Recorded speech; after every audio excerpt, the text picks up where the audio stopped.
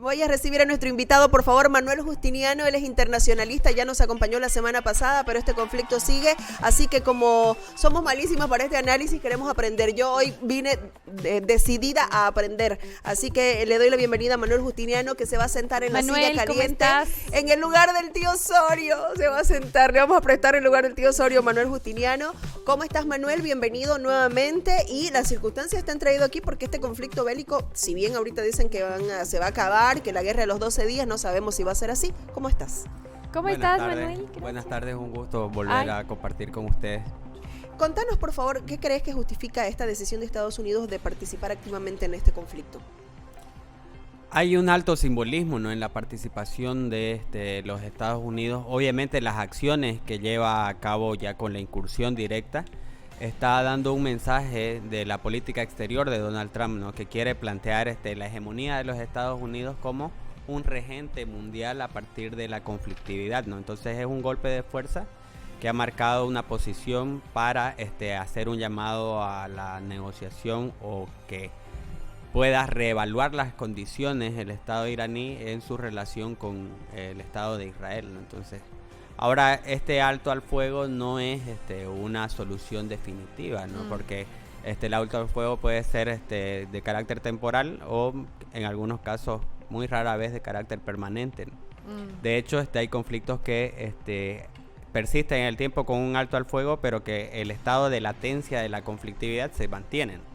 Claro. Ese es el caso particular, por ejemplo, de las dos Coreas. Claro. Hay un alto al fuego, pero no hay un tratado de paz que realmente ejemplifique los lazos o las nuevas relaciones que se vayan a establecer entre los actores internacionales, ¿no? ¿Y qué te ha parecido esta decisión que había tomado la Asamblea o el Congreso iraní sobre bloquear el Estrecho de Hormuz? ¿Ha sido también otra forma de sumar a esta pulseta política internacional, no? Como lo mencionábamos en el programa anteriormente, en el anterior programa, cerrar el Estrecho de Hormuz iba a implicar involucrar a muchos actores ahí dentro de esa condición, ¿no? Por eso uno de los llamados que se hacía justamente antes de que surja esta noticia del cese al fuego era de que el representante de las relaciones exteriores de los Estados Unidos hacía un llamado a China para que pueda mediar con El Irán conflicto. para que no haya el cierre del Estrecho de Hormuz, debido a que China es el principal cliente prácticamente del petróleo iraní, y si cierran el Estrecho de Hormuz, ese petróleo de Irán no iba a ir al mercado chino, y por ende iba a haber un impacto económico también, además del político y además de la seguridad internacional, ¿no? Sí, no, cerrar el estrecho sería gravísimo para la economía internacional en general. Entonces quizás esa posibilidad ha hecho que este nuevo escenario que estamos viendo ahora se replantee, ¿no? Ahora, Manuel, ¿crees que querían contrarrestar una amenaza inmediata o pretenden un cambio de régimen en Irán? Probablemente lo que estén buscando es una transición, ¿no?, dentro de la cuestión gubernamental. Pero el uso de la fuerza por parte de Estados Unidos igual es un mensaje que indirectamente está involucrando a otros actores, ¿no? Pónganle Rusia, China u otros polos de poder, en el cual la posición de Donald Trump está en eso, ¿no?, en tratar de demostrar la fuerza o exteriorizar la conflictividad para hacer notar de que su política exterior se va a superponer sobre la de los demás, ¿no? ¿Y cuáles van a ser las respuestas de estas fuerzas? El conflicto va a quizá bajar la intensidad, que es lo que se está buscando con este cese al fuego, pero va a continuar latente, ¿no? Entonces, en las fases del conflicto, cuando se da, hay un estado de latencia que es previo, el conflicto manifiesto, que es cuando ya las agresiones se dan, y el pico cúspide, que es a lo que hemos llegado con estas intervenciones, ¿no?, directamente ya prácticamente el bombardeo de los territorios tanto de Israel como de Irán. Entonces, a partir de ahí ya estamos en una desescalada del conflicto, y en esa desescalada del conflicto ya puede que los actores involucrados en la conflictividad asuman sus posiciones, ¿no? Vamos a ver ahí de qué manera se van a configurar esas posiciones, ¿no? Los que están apoyando a Irán y los que están apoyando a Israel o gestionando la política exterior de los Estados Unidos. Es prácticamente como dar un golpe en la mesa para ver quiénes van a ir alineándose, ¿no? Entonces, porque en esa reconfiguración del sistema internacional hay que ver, Estados Unidos está tratando de evaluar quiénes son sus aliados potenciales y a quiénes o con quiénes puede desconfiar o negociar, ¿no? Entonces, a partir de esas condiciones está planteando esta posición. Entonces tú dices que hay esta nueva reconfiguración del sistema internacional, ¿no? Sí. Que también se conoce como el orden mundial, cualquiera de los dos. ¿Qué otros aspectos del contexto internacional han empujado a que este nuevo reordenamiento sea posible? Hay una crisis sistémica por la lucha de la hegemonía entre los polos más representativos, llámense Rusia, China, Estados Unidos o los miembros del BRICS, digamos, si lo hablamos en cuestión del bloque, contra la posición del sector occidental encabezado por Estados Unidos o la Unión Europea. Entonces, a partir de ahí, ese caos dirigido que mencionábamos igual en el anterior programa, de alguna manera se intensifica o se promueve para que muestren, es como un testeo de fuerza, una correlación de fuerza por parte de los actores para ver cómo responde tanto la comunidad internacional como el entorno del sistema internacional, ese orden mundial hacia dónde puede dirigirse. Entonces, si se cerraba el estrecho de Hormuz, la crisis iba a ser aún mayor y quizás eso está impulsando a que presionen a Irán para que llegue a este tipo de acuerdo y mostrar a Estados Unidos como el gestor de la negociación del proceso de el cese al fuego. Dame un segundito, Manuel, dame un segundito, Natalia, paren rotativas, apareció Osorio en el chat. Pablito. Vamos a saludar, un aplauso para Pablo Osorio, por favor. Está Pablo y está Rocío, su novia, en el chat. Hola, chicos. Así que por favor, hola Pablo, hola Rosy, besos a los dos, que está ahí, la gente ya los está saludando. Osorio, di lo tuyo, dice la gente. Decinos algo aquí, mandanos por WhatsApp un audio. Manda un audio para que todo tu público te escuche. Mándanos Rocío, un audio, sí. Decile que mande un audio, Rocío. Vos tenés los pantalones ahí en esa casa. Yo sé que sos vos, Rocío. Así que decile que mande un audio. Y con tu análisis del conflicto. Olis, estamos hablando de cosas explosivas, dice. Sí, algo así. Acá estamos, dice Rocío. Rocío Recalde es la novia de Pablo Osorio, que es amiga de todos nosotros, por si acaso les quiero contar. Y ella le va a decir que nos mande un audio y enseguida seguramente tendremos la voz de Osorio. Ahora sí les pido disculpas nuevamente a los dos. Natalia le estaba preguntando aquí a nuestro querido Manuel. Sí, entonces ha habido una nueva reconfiguración también de potencias, ¿no? Y esto tiene que ver con el aumento de, bueno, la subida de China en cuanto a poderes internacionales, tiene que ver con eso también, ¿no? Y como un pequeño desplazamiento de Estados Unidos de esa posición en el unipolarismo que hemos vivido durante algunas décadas.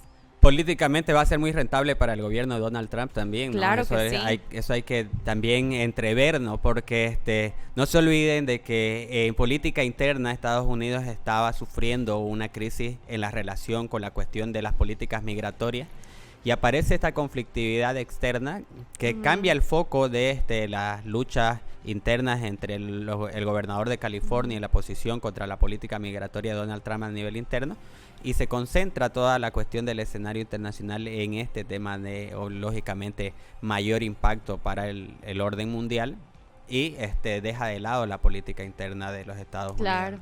Entonces, como que se minimiza lo que está pasando adentro. No sabemos cómo ha ido la política migratoria en estos días de conflictividad en Israel e Irán, ¿no? Sí. Entonces, y esa es una práctica que no solamente lo hace el gobierno de los Estados Unidos, ¿no? Muchos de los estados o de los regímenes o gobernantes, digamos, ya sean izquierdas o derechas, plantean la exteriorización del conflicto para paliar o minimizar ciertas acciones en política interna, ¿no? Entonces, vas consolidando una narrativa, un chivo expiatorio, y a partir de eso se va replanteando una exteriorización para cubrir cosas fracasos quizás sean en términos internos, ¿no? La guerra comercial, la guerra arancelaria igual quedó de un lado porque obviamente la guerra es algo altamente preocupante que puede desplazar estos términos económicos o sociales, ¿no? Como la política migratoria o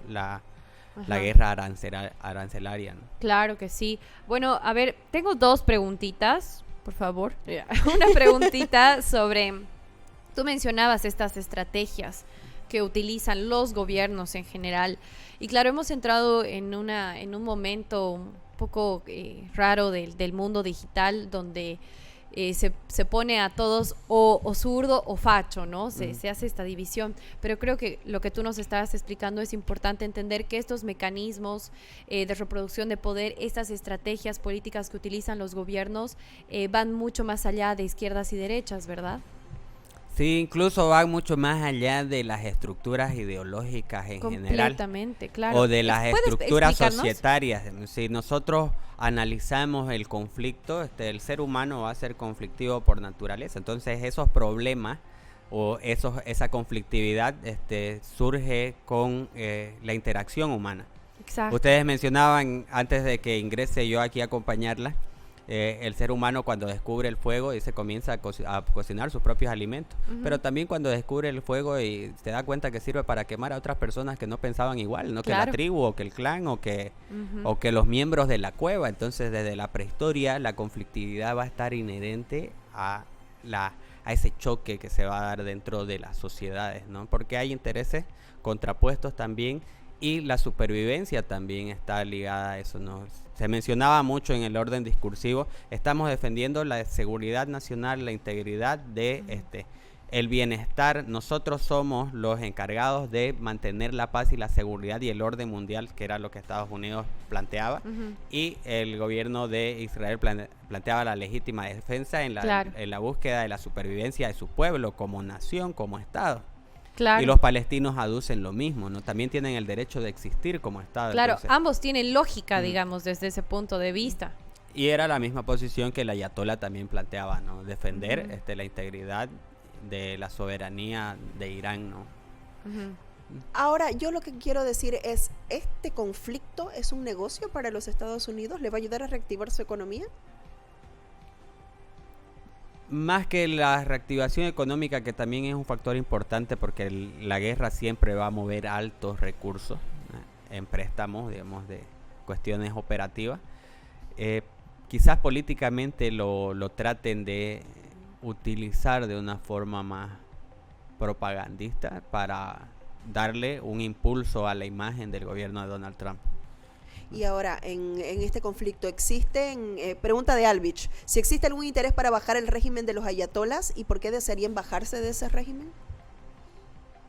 Existe un interés por buscar una etapa de transición porque ven a la teocracia de Irán con los ayatolas como una gran amenaza para la estabilidad regional. Entonces ahí no nos olvidemos que también lo habíamos mencionado antes, que hay muchos intereses de varios dentro de la región e Irán representa un problema, tanto para los cataríes como para los de Arabia Saudita, como para los de Omán, para los de Bahrein, los de Emiratos Árabes Unidos, porque ellos responden a una lógica distinta de ese mundo árabe, musulmán, de carácter sunita. Ellos son chiitas y hay, digamos, también su propia competitividad interna entre ellos, ¿no? Entonces, ¿Y en términos de gobierno político tienen el mismo estilo de gobierno?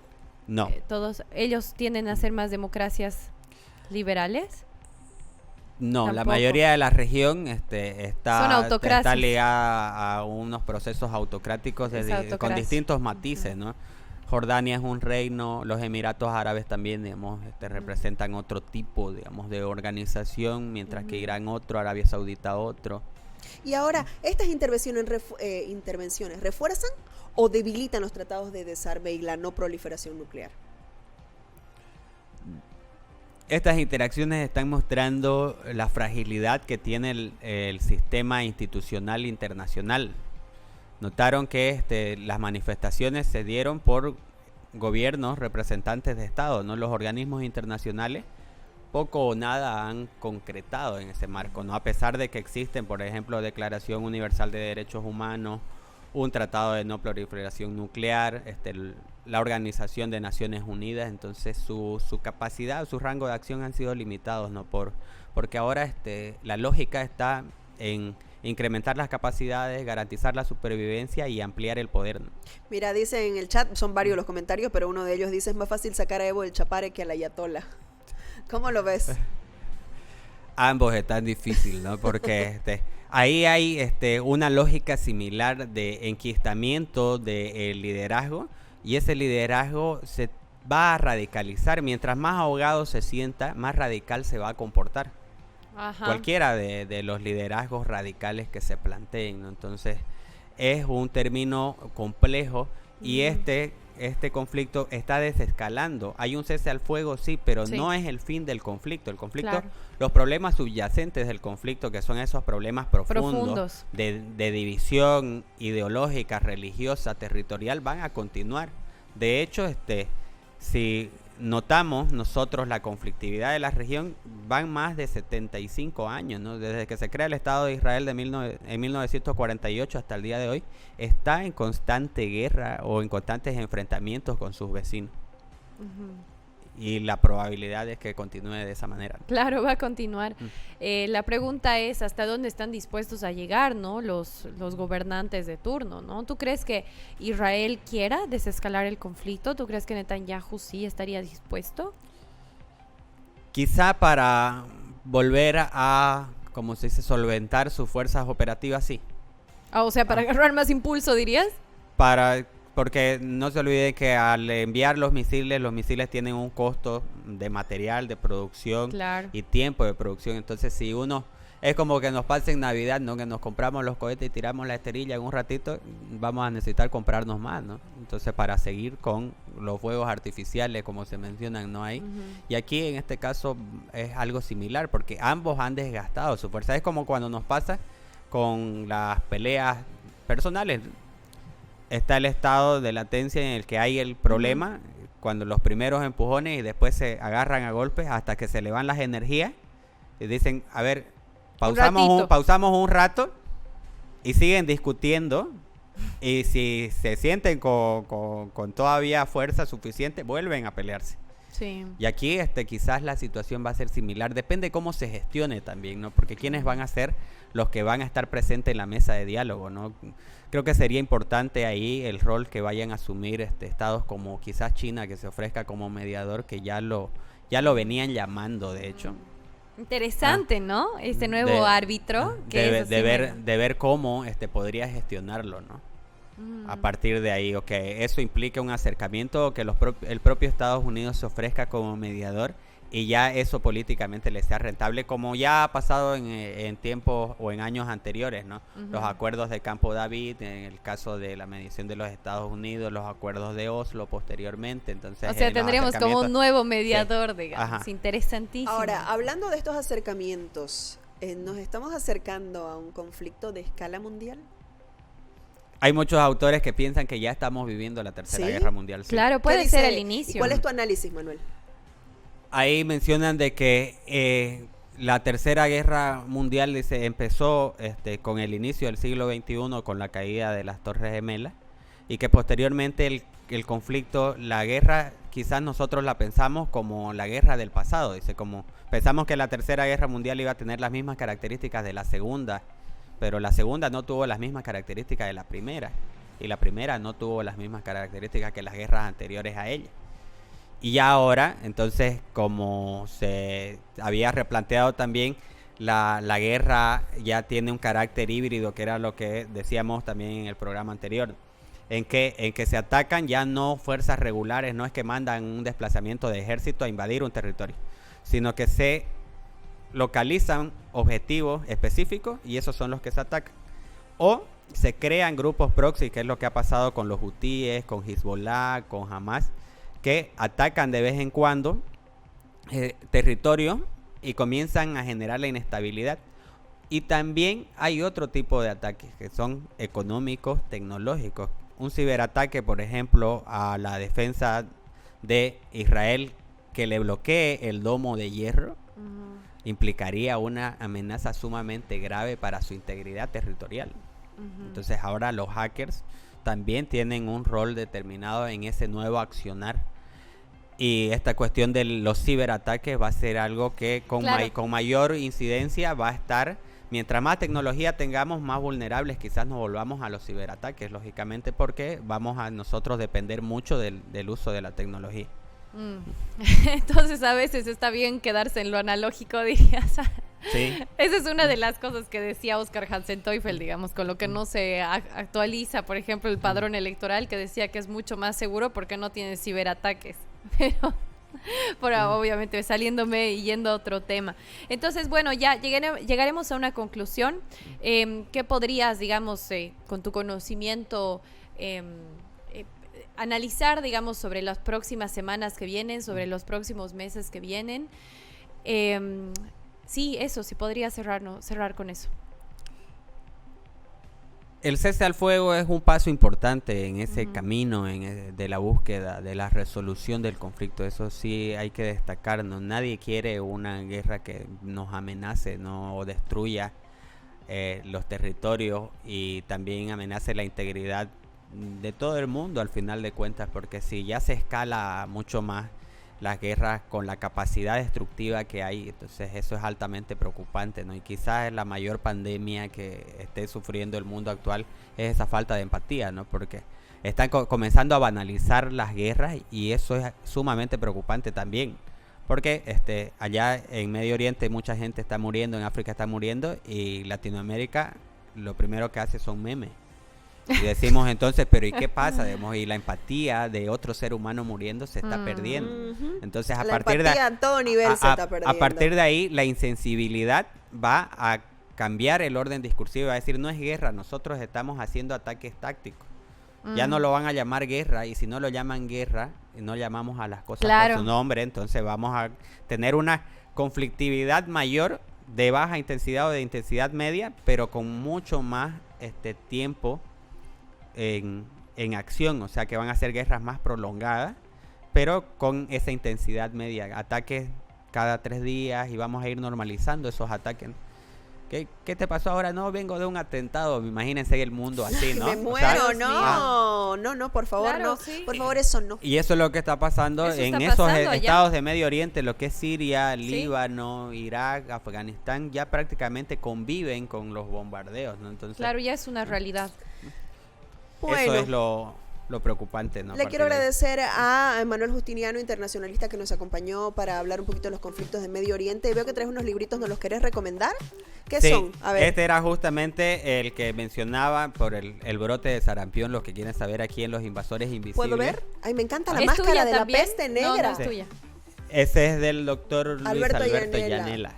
Sí, lo conozco. Y menciona ahí, por ejemplo, las características que tiene la enfermedad, ¿no? Del sarampión, para que la gente pueda distinguir, ¿no? Cuáles son los síntomas. Por ejemplo, el sarampión puede provocar encefalitis, que es una inflamación del cerebro, y eso puede generar daños irreversibles, lo mismo que la infección en el oído medio.